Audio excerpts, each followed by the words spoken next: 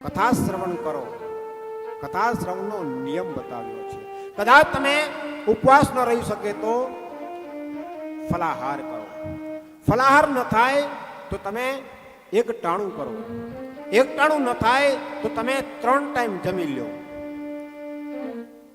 એમાં કોઈ વાંધો નથી. પણ એક જ નિયમ બતાવ્યો છે. શું બતાવ્યો છે?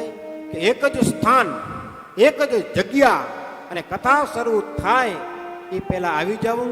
કથા વિરામ થાય ત્યાં સુધી એક જ આસન ઉપર તમે કથા સાંભળો તો જ તમને કથાનું ફળ મળે.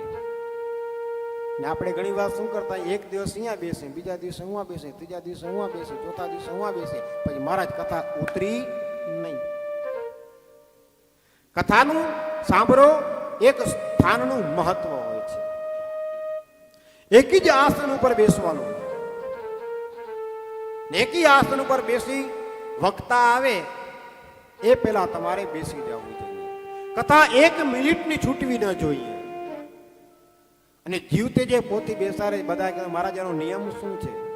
તો જીવતા એને પોથી પણ આ રીતે ભગવાનની કથા શ્રવણ કરવી. 1 મિનિટની કથા છૂટવી ન જોઈએ.